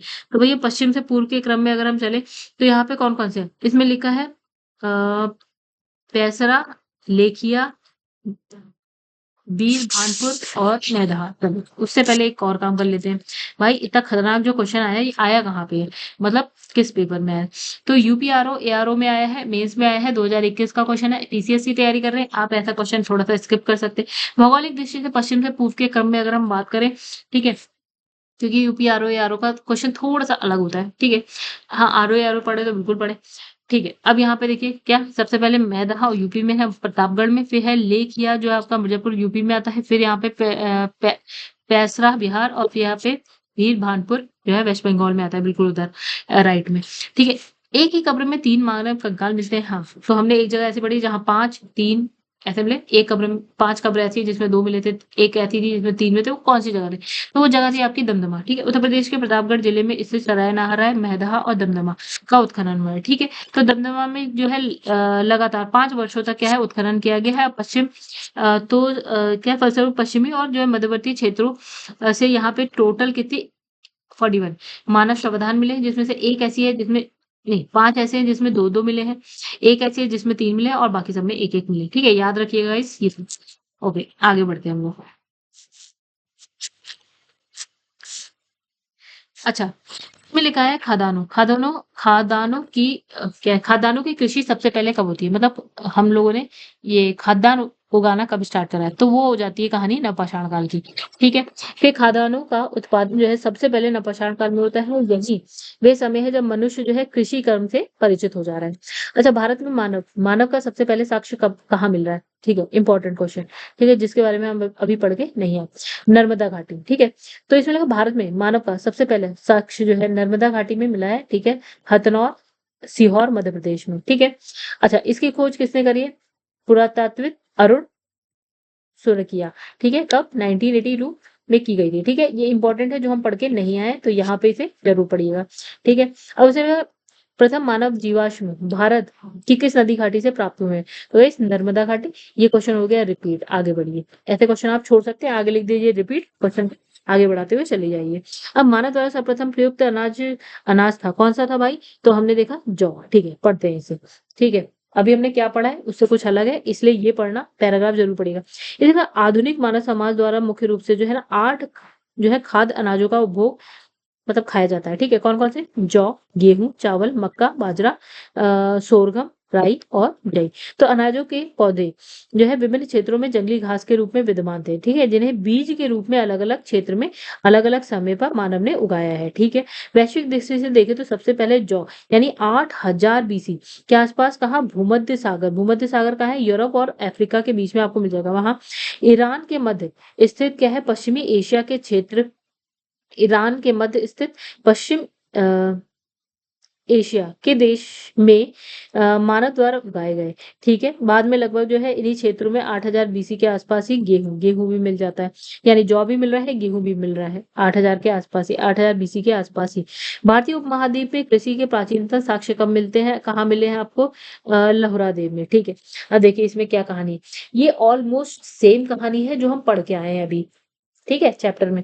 ठीक है, नवीनतम खोजों के आधार पर भारतीय उपमहाद्वीप के प्राचीनतम कृषि साक्ष्य वाला स्थल जो है उत्तर प्रदेश के संत कबीरनगर जिले में स्थित कहाँ है? लहुरा देव है। इसने कहा 9000 बीसी से लेकर 7000 बीसी तक के बीच में यहाँ पे क्या मिल रहा है? चावल के साक्ष्य। अब हमने जो पुरानी खोज करी थी उसमें कौन है भाई? उसमें कह रहे हैं कि सबसे पहले जो साक्ष्य मिले हैं वो मेहरगढ़, पाकिस्तान, बलूचिस्तान में मिले हैं। कब? 7000 ईस्वी में 7000 बीसी में मिले हैं, गेहूं के साक्ष्य मिले हैं। अब अगर जबकि प्राचीनतम चावल के साक्ष्य की बात करें तो वो कोल्डी हवा, प्रयागराज जिले, बेलन नदी घाटी के आसपास मिले हैं। 6500 बीसी के आसपास चावल की भूसी के साक्ष्य मिले हैं। ठीक है, तो ये कहानी हो गई पूरी। तो आ, तो गाइस यहाँ पे देखिए, एक कहानी इसने कहा कि पहले हमने जब खोज करी, हमने देखा तो हमने मेहरगढ़ जगह मिली थी, लेकिन अभी जो उसके बाद खोज हुई तो हमने कहा भाई मेहरगढ़ से भी पुराने हमको कहाँ मिले? लहुरा देव में मिले हैं साक्ष्य। तो आंसर आपका क्या होना चाहिए? लहुरा देव। चलो, भारतीय उपमहाद्वीप में कृषि, तो ये सेम है बिल्कुल जो हम ऊपर पढ़ के आए थे, ये व्याख्या सेम। भारतीय उपमहाद्वीप में कृषि के प्राचीनतम साक्ष्य, तो मेहरगढ़, इसमें तो आंसर ही नहीं है। एक्चुअली 2010 की कहानी है, पुराना क्वेश्चन, तो मेहरगढ़ यहाँ पे ऑप्शन, तो मेहरगढ़ था तब, अभी लहुरा देव है। ठीक है, अब जब भारतीय उपमहाद्वीप में कृषि के प्राचीनतम साक्ष्य कहाँ से मिले हैं? तो लोथल है, हड़प्पा है, और कौन कौन सी जगह लिखिए? तो मेहरगढ़ है। तो उस समय की भी कहानी को देखें तो अभी नया नहीं मिला था, तो मेहरगढ़ आंसर है, लेकिन अभी लहुरा देव। नवपाषाण काल युग में जो है भारतीय उपमहाद्वीप के उत्तर पश्चिम क्षेत्र में निम्नलिखित में से किस स्थान पर कृषि के अवधि के प्रारंभिक प्रमाण? तो ये है मेहरगढ़। ये सब पुराने क्वेश्चन है। ठीक है, चलो, भारत में पशुपालन कृषि के प्राचीनतम साक्ष्य कहाँ मिल रहे हैं? तो ये है मेहरगढ़ में। ठीक है, इंपॉर्टेंट। अब इसने कहा कि उत्तर प्रदेश के सांस्कृतिक विरासत के संदर्भ में निम्नलिखित कथनों में से कौन सा कथन सही है? इसमें लिखा है इस प्रदेश, कहाँ है? आरो यारो का क्वेश्चन ही थोड़ा अलग होता है। तो इस प्रदेश के अनेक उत्खनित पुरा स्थलों से वैश्विक संदर्भ में कृषि के प्राचीनतम जो है प्रमाण प्राप्त हुए हैं। सही। प्राचीनतम प्राप्त कृषि अन्न जौ और धान है। ठीक है, जौ भी है, धान भी है, गेहूं है, बहुत कुछ है। ठीक है, तो आंसर सही है। उत्तर प्रदेश प्रागैतिहासिक काल से ही समृद्ध क्या है? सांस्कृतिक विरासत का धनी रहा है। ठीक है, प्रागैतिहासिक काल से उत्तर प्रदेश बेहतरीन दायित्व है कि प्रदेश की बेलन नदी घाटी क्षेत्र में स्थित कोल्डी हवा को लंबे समय तक विश्व में धान की खेती का प्राचीनतम प्रमाण माना जाता रहा है। इसी तरह वर्तमान में धान की खेती का प्राचीनतम प्रमाण प्रस्तुत करने वाला लहुरा देव अभी कौन सा है? लहुरा देव भी उत्तर प्रदेश के कहाँ पे? उत्तर प्रदेश में ही है। कहाँ पे? संत कबीर नगर जिले में है। ठीक है, तो पहला सही है। उत्तर प्रदेश के अनेक उत्खनित स्थलों से प्राप्त प्राचीनतम कृषि अन्न जौ और धान के साक्ष्य मेहगड़ा और धान के साक्ष्य कोल्डी हाउस से प्राप्त हुए हैं। चलो आगे बढ़ते हैं।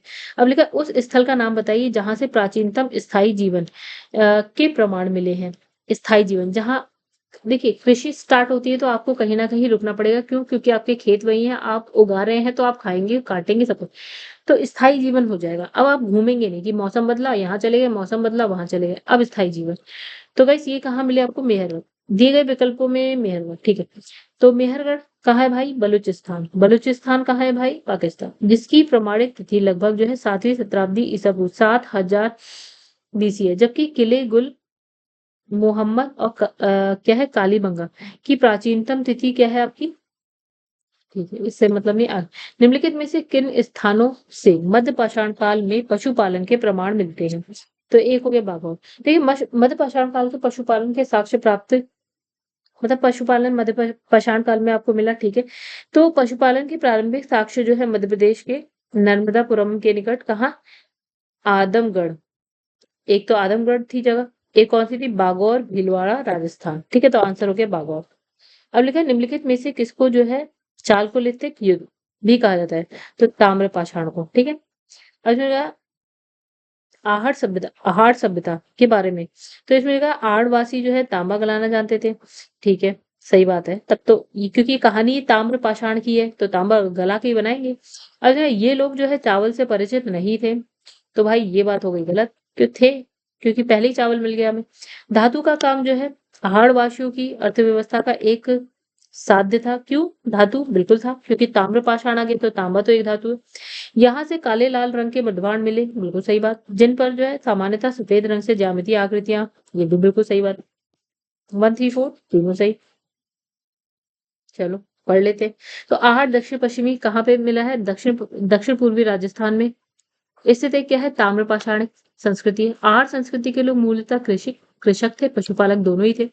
वे गेहूं जो है चावल इन सबसे परिचित थे। फिर आहार का एक अन्य नाम क्या है? ताम्रवती है, तांबे वाला स्थान भी है। ठीक है, जिससे सूचित होता है कि भाई तांबा यहाँ पे बहुत ज्यादा मिल रहा होगा और यहाँ के निवासी जो है तांबे को गलाकर जो है मनचाही वस्तु बना रहे होंगे। अच्छा, धातु का काम जो है आहार वासियों की जो है अर्थव्यवस्था का एक प्रमुख साधन है, बिल्कुल सही बात है।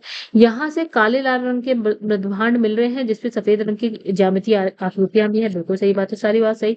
अरे निम्नलिखित में से किस एक पुरा स्थल से पाषाण संस्कृति से लेकर जो है हड़प्पा सभ्यता तक के जो है आपके सांस्कृतिक अवशेष मिले हैं? तो भाई वो कौन सी जगह थी? वो थी मेहरगढ़। बहुत इंपॉर्टेंट, पाकिस्तान में है, बलूचिस्तान में है। ठीक है, आजकल तो आप ऐसे भी बहुत सुन रहे हैं। यहाँ पे क्या मिला है आपका? पाषाण संस्कृति से लेकर हड़प्पा सभ्यता तक के अवशेष मिल रहे हैं। नबदा टोली का उत्खनन किसने किया था? तो इन संकालिया ने किया था, एचडी संकालिया ने किया। ठीक है, नबदा टोली कहाँ है? मध्य प्रदेश का उत्खनन जो है आपका डेक्कन कॉलेज पुणे के प्रोफेसर हैं एचडी संकालिया, उन्होंने करवाया था। और ये जो स्थान है इस पर जो है महाद्वीप की सबसे विस्तृत उत्खनित ताम्र पाषाण कालिक स्थल है ये। ठीक है, तो इसका टाइम पीरियड है 1500 से 1300 के आस बीसी के आसपास। नब्दा किस राज्य में? तो एमपी में है। कहाँ है? एमपी में। और इसमें लिखा है बृहद पाषाण स्मारकों की पहचान की गई है। बृहद पाषाण, देखिए बृहद पाषाण कहाँ था? जिसके नीचे हम मृतक को दफना रहे थे। तो देखो मृतक को दफनाने के स्थान के रूप में। ठीक है, कहानी कहाँ की है भैया ये? नवपाषाण कालीन न्यूली दक्षिण भारत में शवों को विभिन्न प्रकार की समाधियों में दफनाने की परंपरा विद्यमान थी। इन समाधियों को जो विशाल पाषाण यानी पत्थर के जो खंड है उससे निर्मित है। बृहद पाषाण या मेगालिथ के नाम से जाना जाता है। इसके विभिन्न प्रकार हैं जैसे कि ये सब लिखा है। कौन कौन सी समाधियां है भाई? इन समाधियों के नाम देखो भाई, ये भी इंपॉर्टेंट है। एक तो ये इंपॉर्टेंट है, पढ़िएगा जरूर। शिष्य समाधि पिट सर्किल, फिर है कैन सर्किल, फिर dolmen, umbrella stone, hood stone, कंदराए और मेहर। ठीक है, अब ये राग का टीला निम्नलिखित किस मध्य सॉरी न पाषाणिक स्थल से संबंधित है? तो ये राग के टीले आपको कहाँ मिले? संगन कल्लू। ठीक है, कहाँ मिले थे? संगन कल्लू। कहाँ पे भाई? कर्नाटका में मैसूर के पास बेल्लारी जनपद में स्थित संगनकल्लू। ठीक है, यहाँ पे क्या मिले, डाक के टीले। भीमबेटका किसके लिए प्रसिद्ध है भाई? तो भाई गुफाओं की दीवारें हैं, उसमें चित्रकारी हो रही है, तो गुफाओं की शैल चित्र। अच्छा, मध्य प्रदेश के रायसेन जिले में अब्दुल्लागंज के समीप स्थित भीमबेटका प्राग ऐतिहासिक शैल चित्रकला का श्रेष्ठ उदाहरण। इन गुफाओं में जीवन के विविध रंगों को पेंटिंग के रूप में उकेरा गया है, जिसमें हाथी, सांबर, हिरण, इनके चित्र मिल रहे हैं। अब तक लगभग 700 शिलाश्रय की पहचान है, जिसमें 500 में जो है चित्र पाए गए। निम्नलिखित में से कौन सा स्थल जो है प्राग ऐतिहासिक चित्रकला के लिए प्रसिद्ध है? तो प्राग, वही अभी हमने पढ़ा, भीमबेटका, राइट। चलो आगे बढ़ते हैं। भीमबेटका की गुफाएं कहाँ स्थित है? एमपी में। अच्छा, एमपी में अब्दुल्लागंज, रायसेन। ठीक है, तो रायसेन भी याद रखिएगा। फिर भारत में किस शिलाशय से सर्वाधिक चित्र प्राप्त हुए? तो भीमबेटका, आंसर सेम है। ठीक है, निम्नलिखित में से किस भारतीय पुरातत्ववेत्ता ने पहली बार भीमबेटका गुफा को देखा और उसके शैल चित्रों के प्रागैतिहासिक महत्व को खोजा? तो बंदे का नाम है आपका वी.एस. वांग।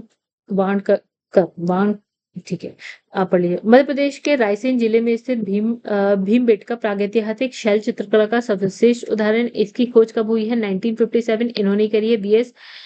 वाकड़ वांगकड़। गाइस आप पढ़ लीजिए। यूनेस्को ने भीमबेटका शैल चित्रों को विश्व विरासत स्थल की सूची में सम्मिलित करा है। भीमबेटका को किसने खोजा था भाई? फिर वही है, इनका नाम पढ़ लीजिएगा, ठीक है, सेम।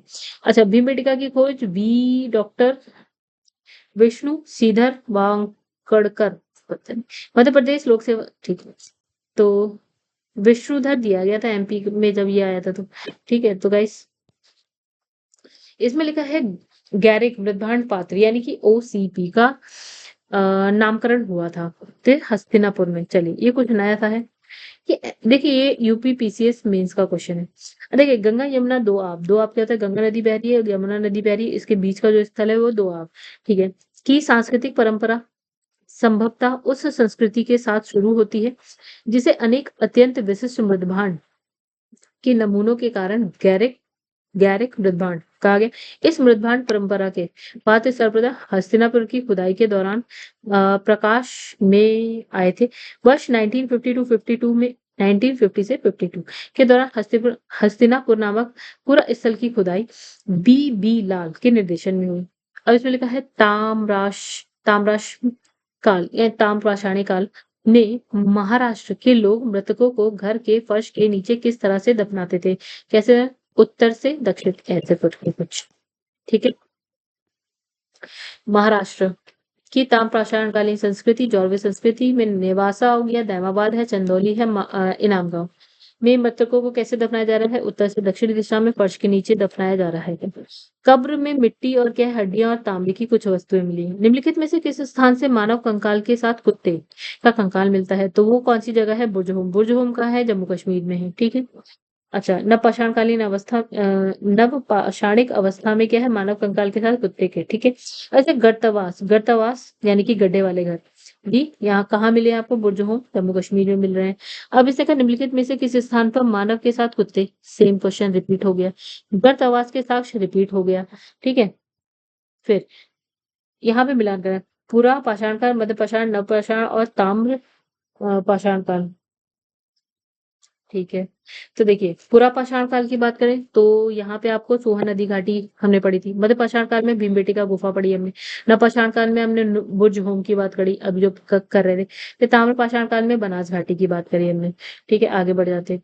अब लिखा है दोनों को मिलाना है, नेवासा ईसमपुर, कौन सा क्वेश्चन? यूपीपीसीएस 2023, नया नया क्वेश्चन है भाई।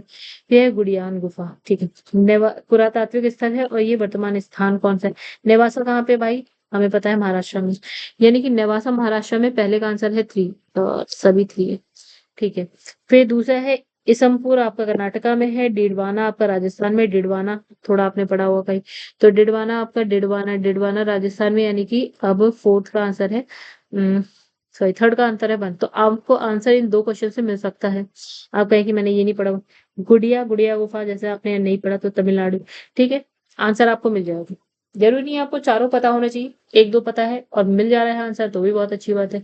कभी कभी एक से भी मिल जाता है, कभी कभी दो से मिल जाता है। ठीक है, अब इसने निम्नलिखित ठीक है। अब इसने कहा कि इसमें ऐतिहासिक स्थान स्थान और यहाँ पे ख्याति का कारण क्या है। अच्छा, तो गैस यहाँ बुर्ज होम की अगर हम बात करें, यहाँ पे शैलकृत देवी मंदिर है, नहीं गलत बात, मंदिर की बात हमने करी नहीं। चंद्र केतुगढ़ की बात करें तो टेराकोटा कला, और यहाँ पे गणेश्वर की बात है ताम्र कला तृतीया में। तो भाई इसके कौन से सही है, 2 और 3 सही है, चलिए आइए पढ़ते हैं। तो ये कुछ हमारे लिए न्यू है, ठीक है, यहाँ कुछ नया पढ़ने को मिलेगा। क्वेश्चन आईएएस का है, खतरनाक है, ठीक है। चलो आईएएस का क्वेश्चन भी पढ़ लिया जाए। देखिए, बुरजहोम नामक नवपाषाणकालीन जो पूरा स्थल है वो कहाँ पे है, जम्मू कश्मीर केंद्र शासित प्रदेश में है। आज जम्मू कश्मीर केंद्र शासित प्रदेश है।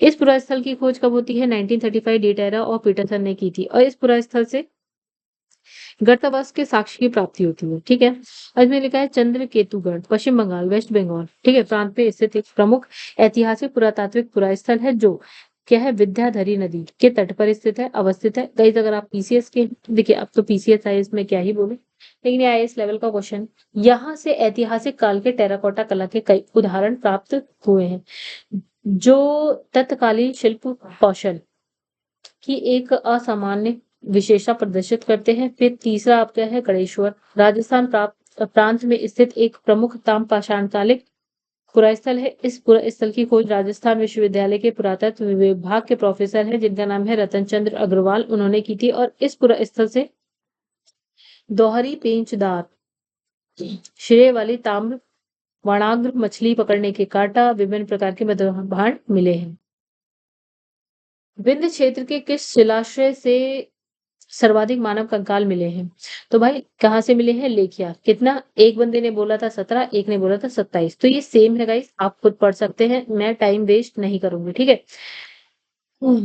चलिए आप लोग पढ़ लेंगे, चाहो तो मैं ये मिटा दूं, आप पढ़ लीजिए, ठीक है। अब है निम्नलिखित कथनों, नीचे 2 कथन दिए गए हैं, चलो। तो इसमें लिखा है, एक है अभिकथन, इसमें विंध्य क्षेत्र के पाषाण युनिक लोगों ने नूतन भूतल काल के अंत में गंगा घाटी में प्रवचन किया, ठीक है। फिर इसने कारण लिखा है, इसने जलवायु के कारण, जलवायु परिवर्तन के कारण इस काल में क्या है, शुष्कता का चरण था। चलिए ये भी कुछ नया नया सा है, ठीक है। तो नया नया सा है, तो पहले देखेंगे हम क्वेश्चन कहाँ गया। तो यूपी आरओ की कहानी चल रही है, ठीक है। तो ये हमारे पीसीएस से तो काफी अलग सी लगती है मुझे, सारे क्वेश्चन अलग अलग से लगते हैं। जी आर शर्मा ने सराय नारायण में खुदाई के बाद यह अवधारणा दी कि नूतन भूतल काल के अंत में सूखे के कारण जो है विंध्य क्षेत्र में भोजन की कमी के कारण लोगों ने गंगा घाटी क्षेत्र में प्रवेश किया था। तो आंसर है आपका ए का मतलब क्या हो गया गाइस, इसने कहा ए और आर दोनों सही है और आर ए की सही व्याख्या करता है। चलो अब ने भारतीय पुरातत्व सर्वेक्षण निम्नलिखित विभाग या मंत्रालय में से किसका संलग्न कार्यालय है, मतलब ये किस मंत्रालय से जुड़ा हुआ है, तो वह संस्कृति मंत्रालय, ठीक है। आगे बढ़ते, भारतीय पुरातत्व का जनक किसे कहा जाता है, तो भाई अलेक्जेंडर कनिंघम को कहा जाता है। अलेक्जेंडर कनिंघम को एक ब्रिटिश सेनाधिकारी के रूप में बंगाल इंजीनियर ग्रुप के साथ काम करने के लिए क्या है, तैनात किया गया था, इन्हें ही जनक बोला जा रहा है, ठीक है। अब ये राष्ट्रीय मानव संग्रहालय कहाँ स्थित है भाई, तो ये कुछ नया है, भोपाल में है, क्योंकि एमपी का क्वेश्चन है तो कुछ तो पूछेंगे। तो राष्ट्रीय मानव संग्रहालय जिसका नाम बदलकर अभी क्या कर दिया गया है, इंपॉर्टेंट सा है, तो इंदिरा गांधी राष्ट्रीय मानव संग्रहालय कर दिया गया है, भोपाल एमपी में स्थित है, और ये भारत सरकार के संस्कृति मंत्रालय के अंतर्गत स्वायत्त शासी संगठन है। अब मानव सभ्यता के विकास की कहानी दर्शाने वाला देश का सबसे बड़ा संग्रहालय इंदिरा गांधी मानव संग्रहालय कहाँ स्थित है भाई, कहाँ स्थित है, भोपाल एमपी में स्थित है। तो कहानी यहाँ पे हो गई खत्म दोस्तों। तो दोस्तों अगर आप लोगों को मेरा पढ़ाया हुआ अच्छा लगा हो तो प्लीज वीडियो को लाइक करिएगा, एंड चैनल को अभी तक आपने सब्सक्राइब नहीं किया है तो कर लीजिएगा, और शेयर करिएगा अपने दोस्तों में जो भी अब घटना चक्र पढ़ना चाह रहे हैं। हालांकि इसकी वीडियोस मैंने पहले भी डाली, हालांकि वो पुरानी हो चुकी है थोड़ी, तो कुछ नए क्वेश्चन इसमें ऐड हो गए हैं, बाकी तो ऑलमोस्ट वैसा ही है, ठीक है। बाकी अगर आपको पसंद आए, आप मेरे ही चैनल की प्लेलिस्ट में जाएंगे तो पुरानी जो घटना चक्र की, अगर आपको जल्दी पढ़ना है तो पुरानी घटना चक्र की वीडियोस आप देख सकते हैं, इतिहास में तो वैसे भी बहुत कम कुछ बदलता है। क्वेश्चंस जो नए हैं वो ये ऐड हो गए होंगे, बाकी तो सब वैसा ही है। ठीक है, मैं कह सकती हूँ 95% तो सब कुछ वैसा ही रहेगा, 5% में बदलाव आया है। जल्दी पढ़ना चाहते हैं तो आप लोग पुरानी वीडियोस देख सकते हैं, प्लेलिस्ट में आपको मिल जाएगी। तो गाइस अगर आप लोगों को अच्छा लगा तो वीडियो को लाइक करेगा, चैनल को सब्सक्राइब करेगा, शेयर करेगा, चैनल को जितना हो सके उतना। मिलेंगे अगली वीडियो में अगले चैप्टर के साथ, जो कि है सैंधव सभ्यता और संस्कृति। तब तक के लिए धन्यवाद।